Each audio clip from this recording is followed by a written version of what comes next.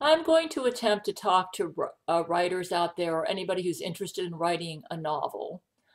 I've actually pretty much written a very good novel, but I botched it. And it was really good because Steven Spielberg did make a movie from my novel Silver Skies. But I had to tell you guys the honest to goodness truth. When I tried to put the novel, see what happened is I worked on the novel from 1993 to 1996 when Brent Spiner was on my phone, and I knew he was an actor, and I became a writer to try to write. The first thing I studied was screenwriting, and I became a writer because I was so inspired by his love for me and the music album that he made for me, Oh Yellow Eyes Is Back, that I thought, I've got to pay him back. I've got to show him the effect that his love has had on me, that he's encouraging me to be true to the artist that I am.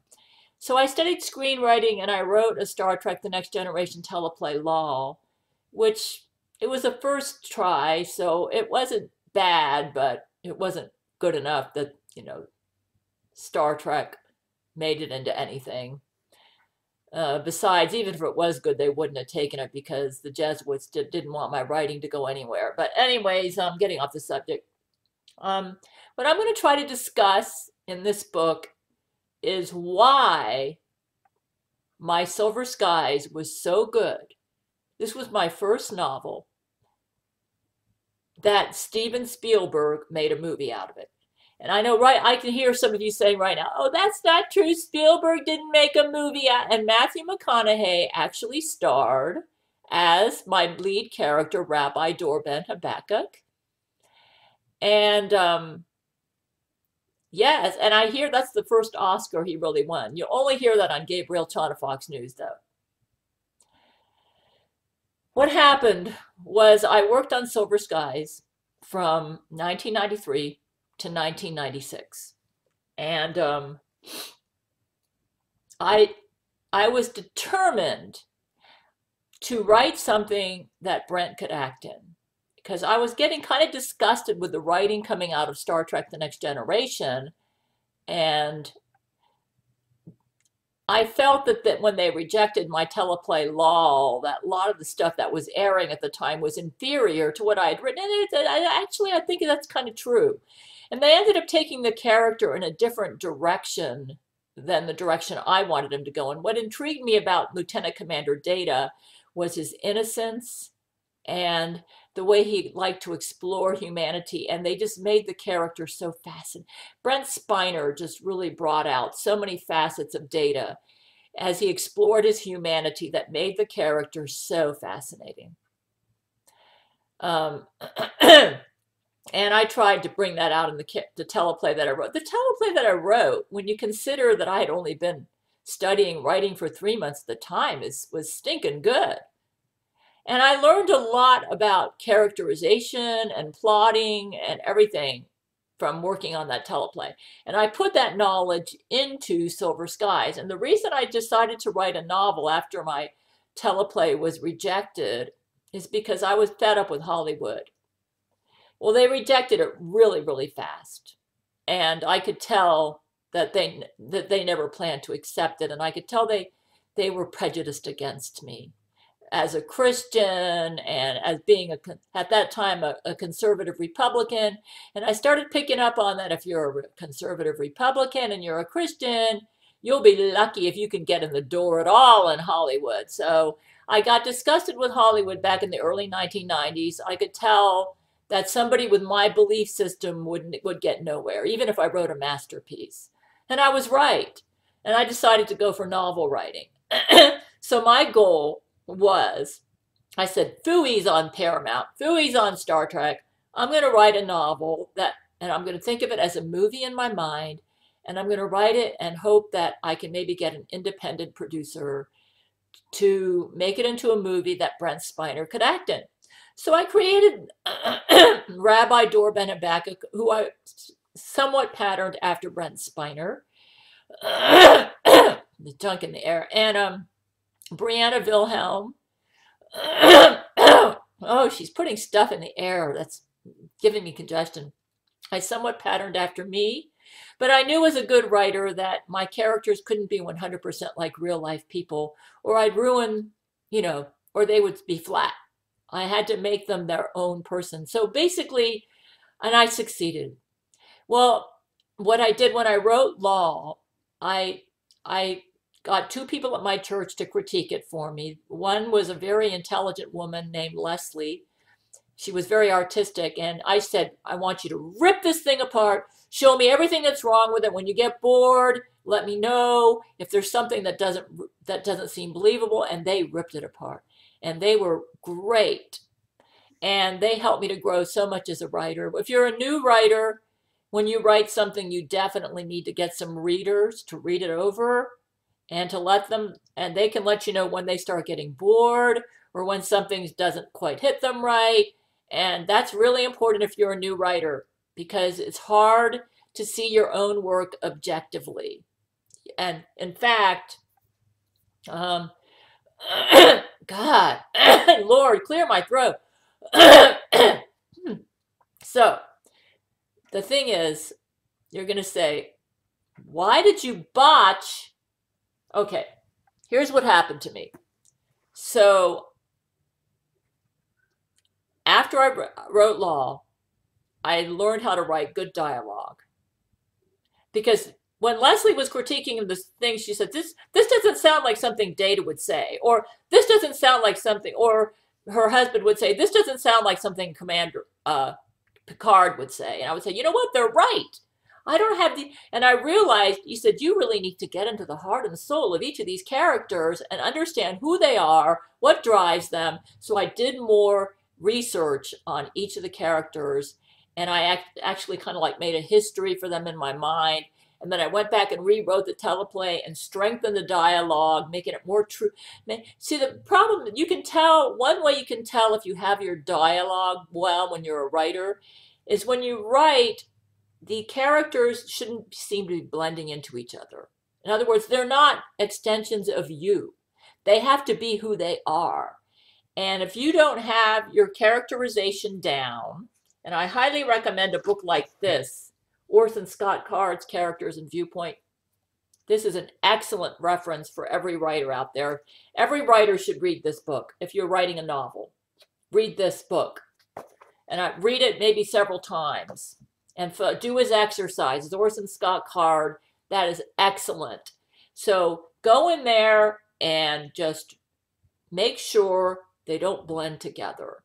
If your characters all sound the same, you have not done your homework, you don't know who they are, you don't know what their dreams are. When you're a good writer and you're creating your characters, you should know your characters so well. You know what they dream about in their sleep, you know their subconscious drives, you know what their weaknesses are, you got to know them so well. It's like you are it's like you're their clinical psychologist and you understand them to the core.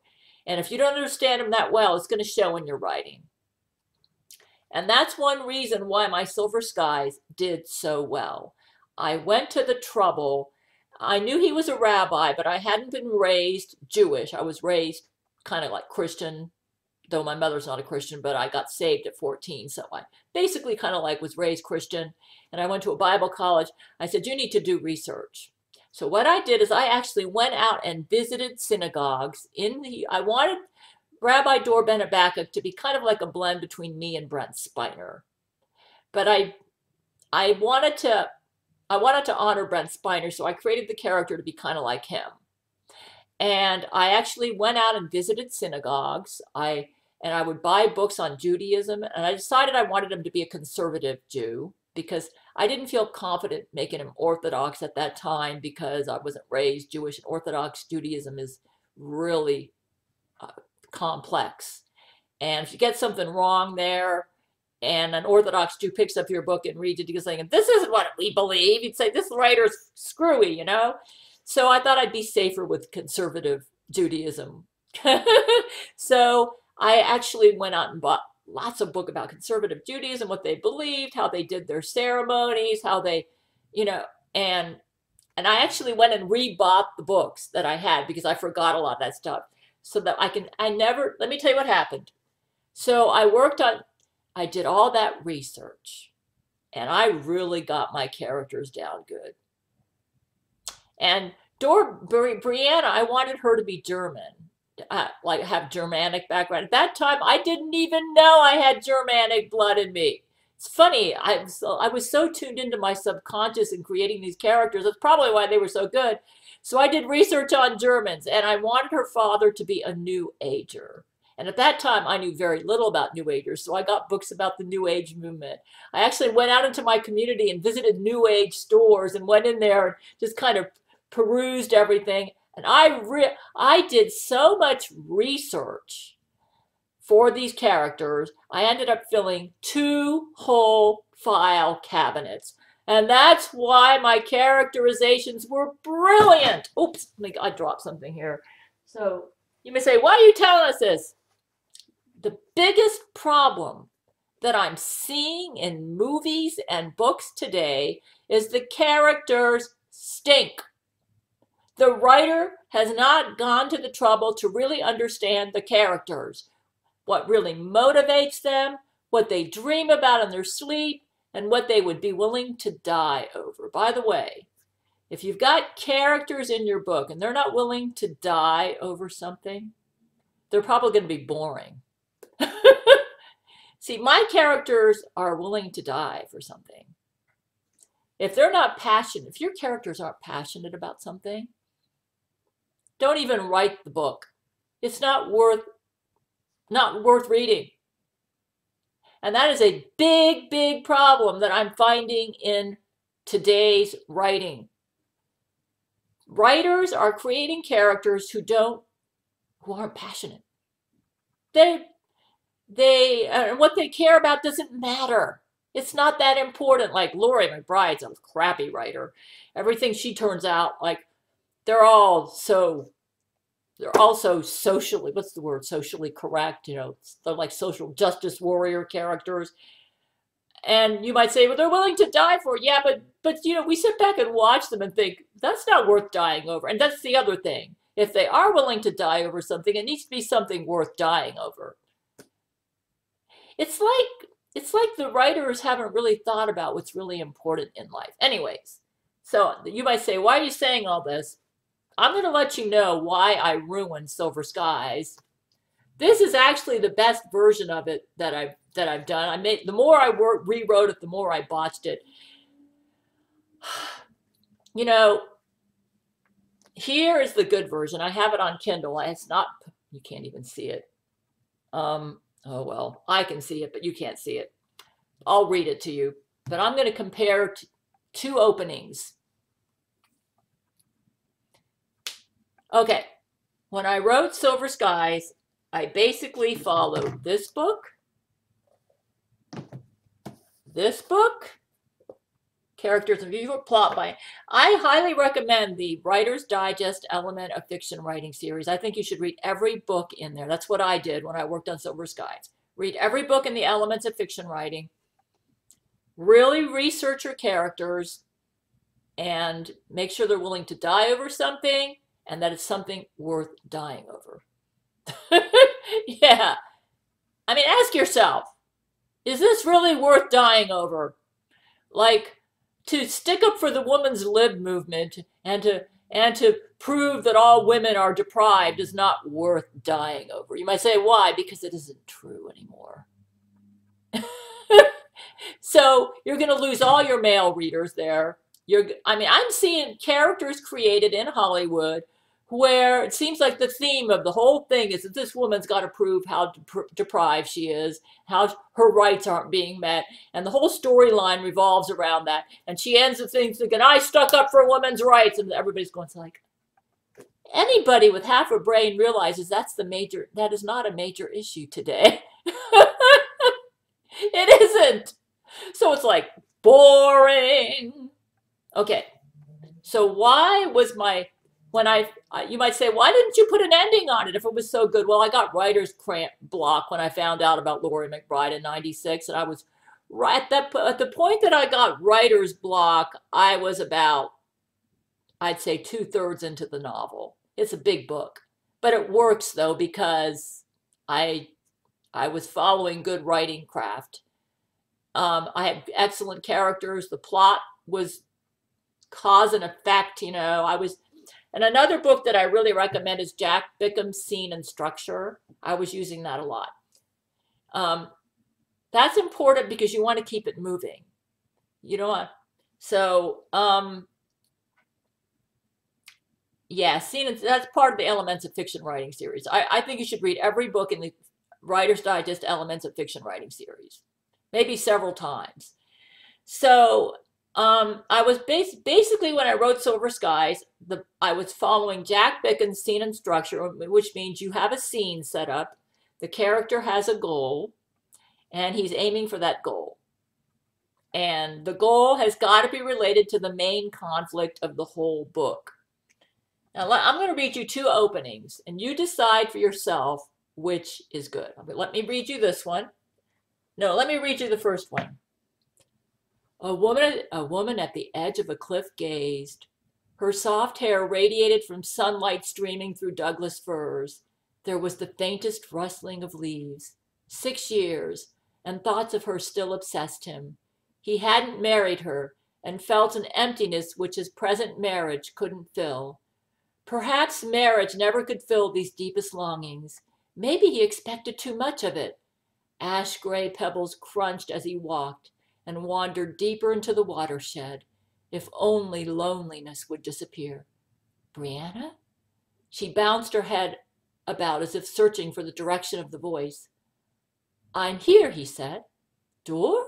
Okay, that's one opening. Now, let's move on to this one. Okay, let's read you this one.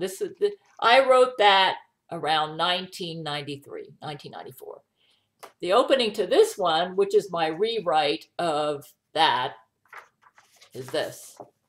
Rabbi Dor ben Habakkuk followed the rules of his religion, denied himself the woman of his dreams, and married a woman named Rachel. Now, after years of silence, Dor couldn't believe his eyes. At the edge of a cliff, the woman of his dreams gazed at the sky. Her soft hair radiated from sunlight that streamed through Douglas firs. Leaves whispered, rustled. 6 years, and thoughts of her still obsessed him. He hadn't married her and felt an emptiness that his present marriage couldn't fill. Perhaps marriage never could fill these deepest longings. Maybe he expected too much of it. Ash-gray pebbles crunched as he walked and wandered deeper into the watershed. If only loneliness would disappear. The first one is better. You might say, why is the first one better? First of all, I'm violating point of view. You know, when I read this the first time, I couldn't put it down. This is what I wrote in the note. I couldn't put it down. And I didn't realize how important it is to honor point of view. When I wrote Silver Skies in the 1990s, I was trying to write, I had 3 major point of view characters, and I was trying to stick to third person limited in each scene. Like I would start off with the main character, who's Dor ben Habakkuk, third person limited, and I would basically, stick to his point of view. You may say, what's point of view? Point of view is when a reader picks up a book, they want to know whose story it is, okay? That's the person they're going to lose themselves into.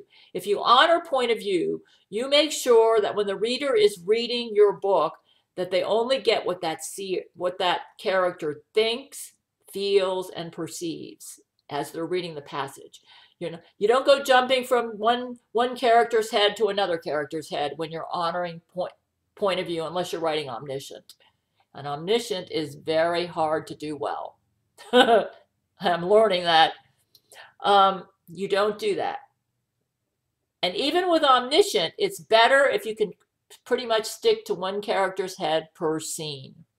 In fact, one of the number 1 reasons novels are rejected by literary agents is because the writer has not mastered point of view. So I butchered point of view in the rewrite. You see, when I rewrote it, I forgot a lot of my writing skills. So when I published this in 2010, you didn't get what Steven Spielberg read in 2003. See, what happens as I saved it on my floppy disk, what I wrote in the 1990s.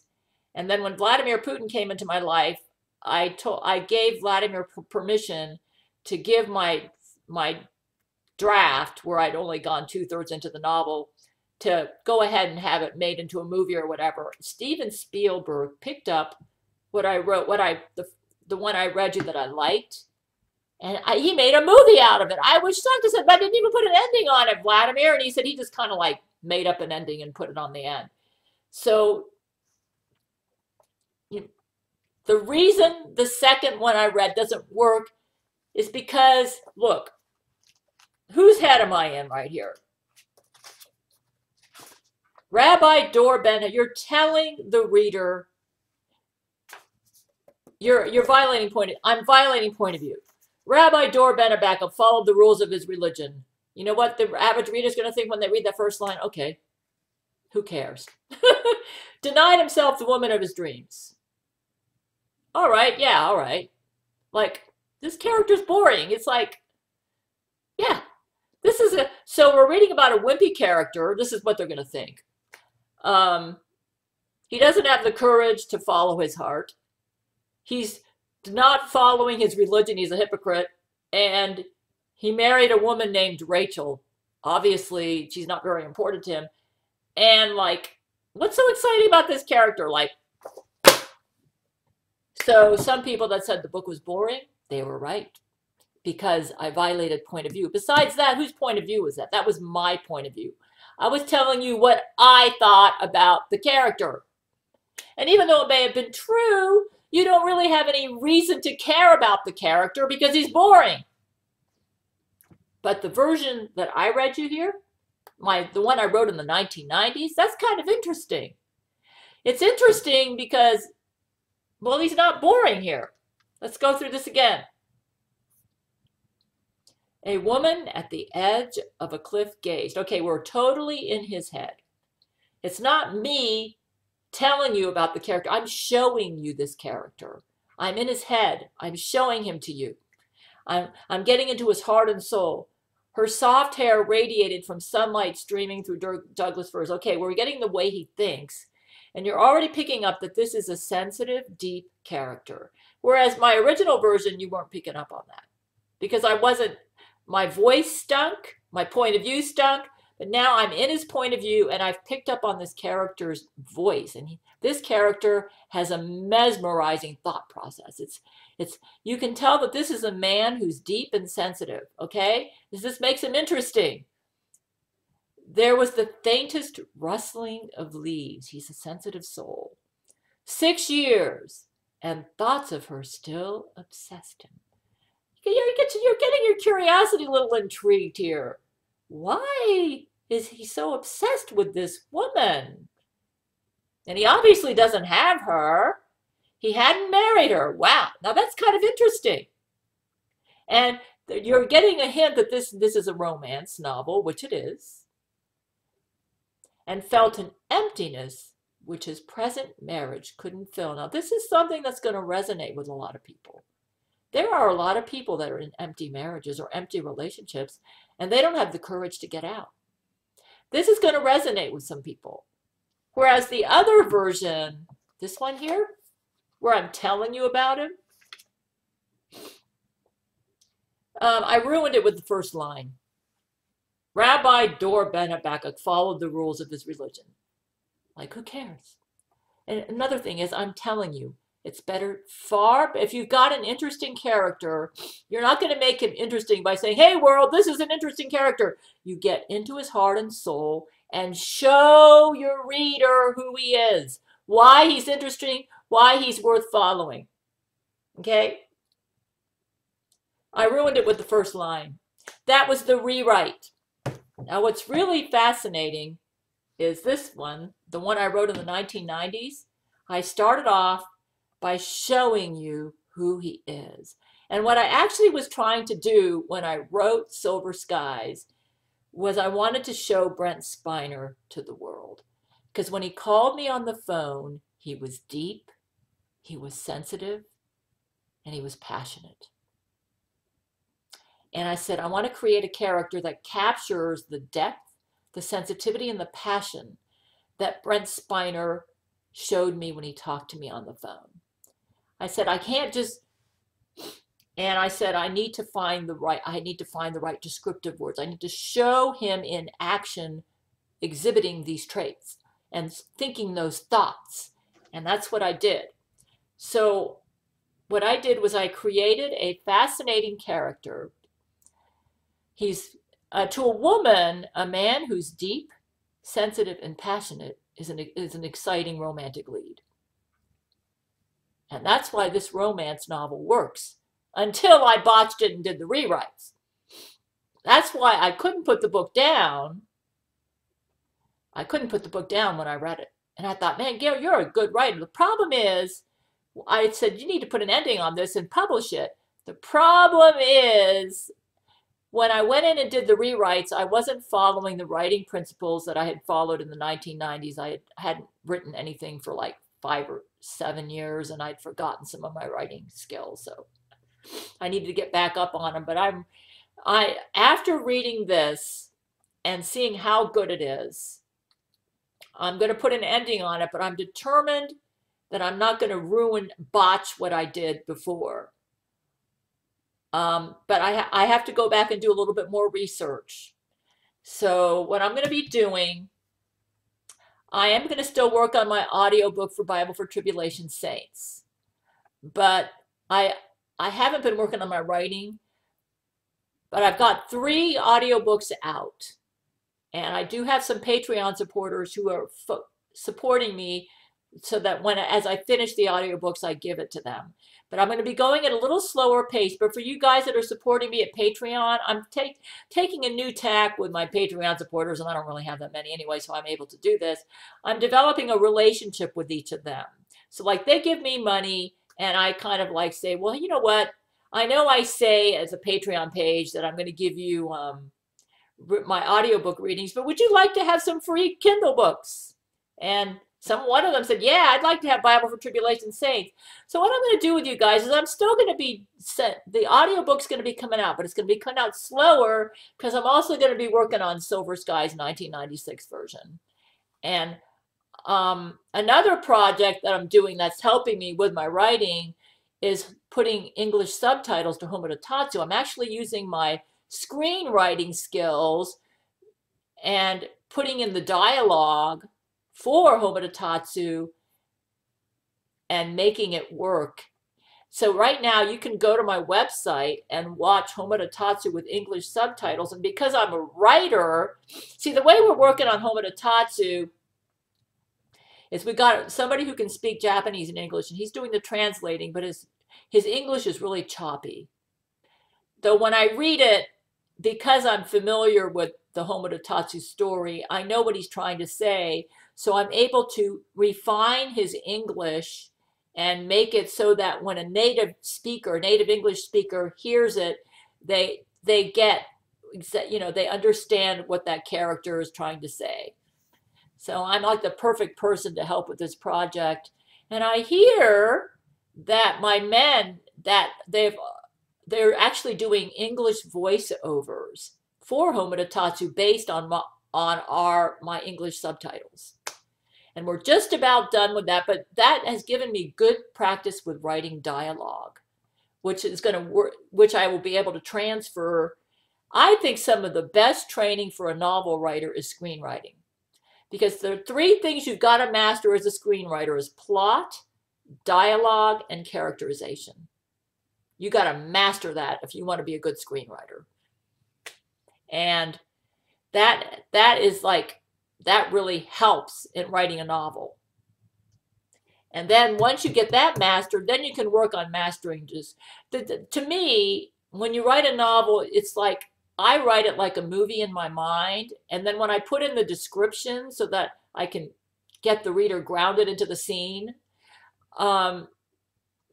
I tried to think of it as a movie in my mind, and the main point is you want your reader to lose themselves into the character, the point of view character for the scene.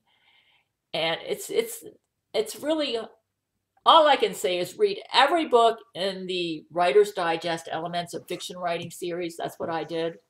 It doesn't hurt to take a good, like maybe some courses in creative writing or screenwriting. But then if you have a lousy teacher, it could end up doing you more harm than good. I had a really good teacher when I studied at the Institute of Children's Literature. And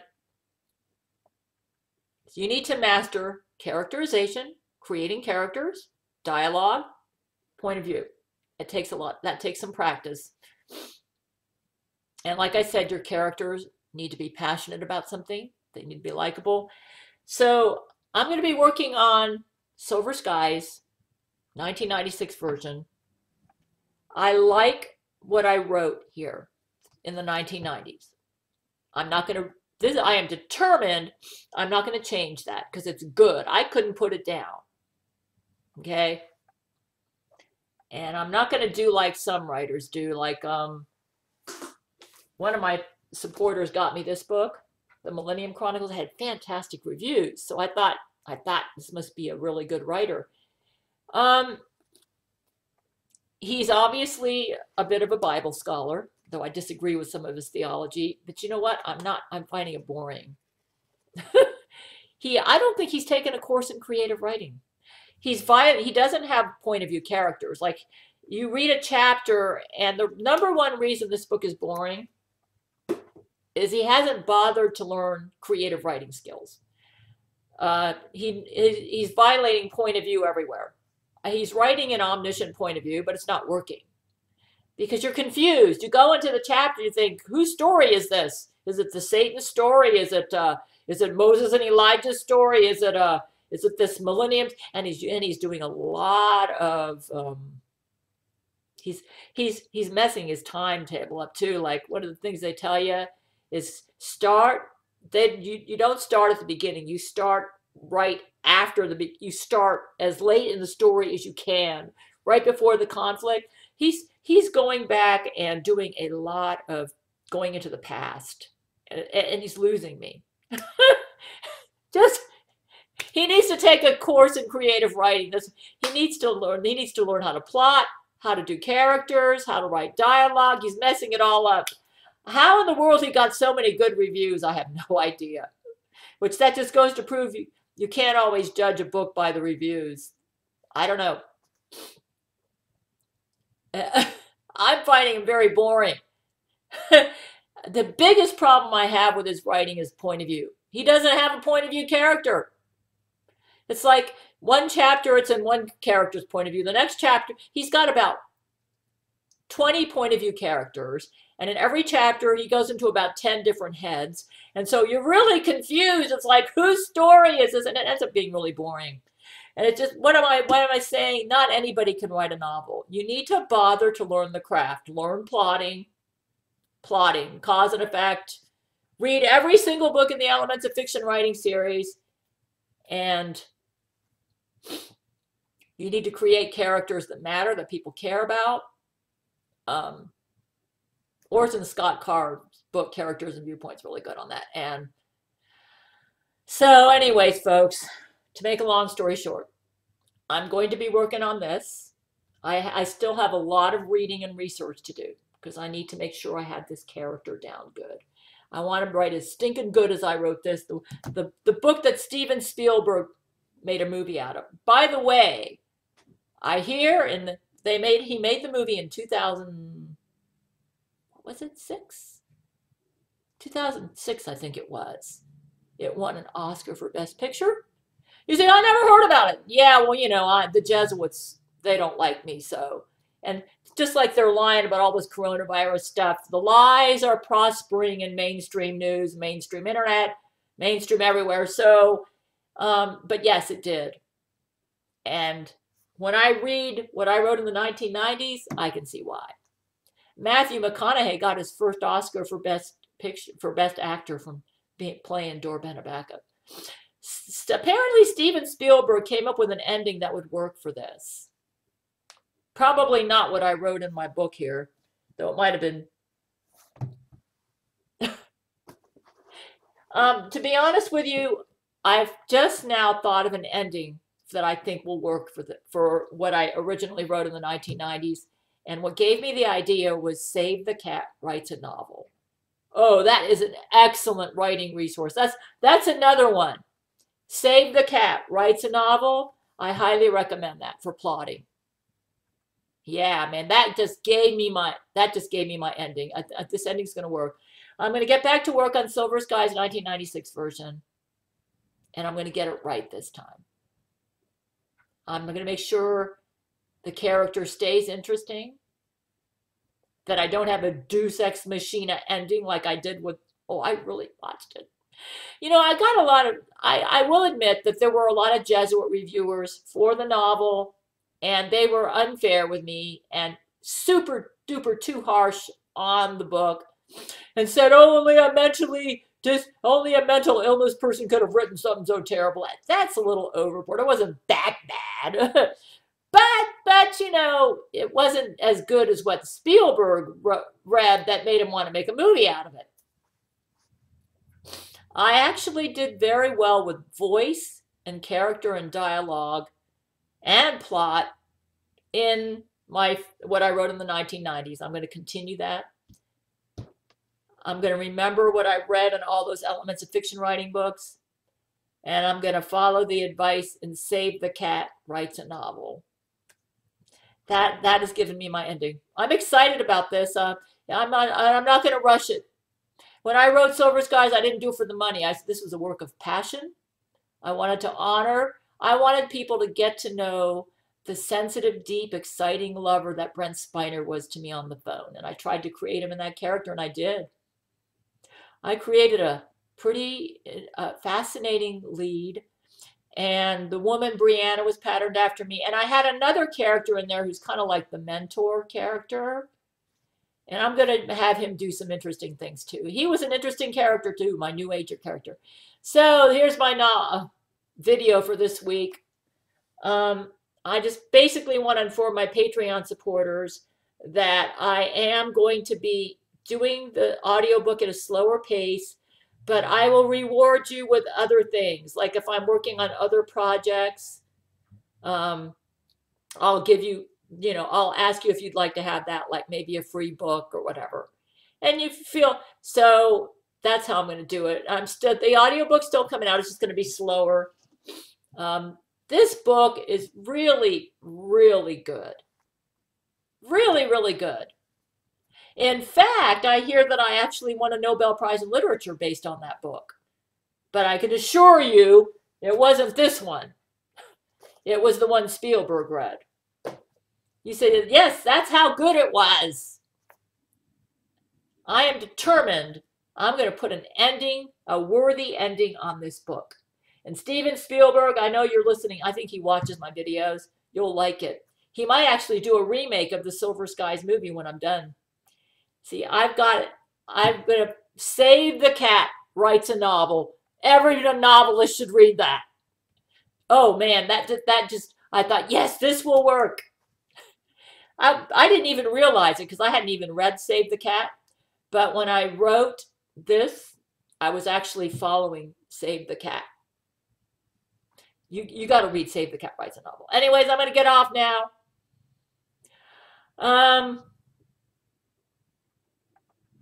I am excited about this because I'm adding some really good writing to the world that the world needs. Most of what's out there is so boring. The Lord's given me a gift. I'm going to use it. And anybody else out there, you might say, I don't have money to write. I agree that can be a problem. But if you ever, just write when you can. Even if you can only do a half an hour a day. That's what I've decided. I quit writing for a while. I don't feel good about that. I want to get back into it. So I'm actually got like 4 or 5 projects going all at once. But I'm not going to neglect my writing. But I had to make video today. And those of you, thank you for my Patreon supporters. Thank you, Christopher. Thank you, Mr. Beggs. Thank you, Kelly Leiter and all you guys are great, and I appreciate you. And what I'm going to do is, like, my audiobooks have been coming out slower, but I will let you, like, I might let you um, read my Silver Skies in progress as I'm working on it or something. You know, you can communicate with me and say, if you're interested in having that, I will make offers, you know. That's what I'll do. I'll reward you with something else if the audiobook's coming out too slow. Bye bye for now.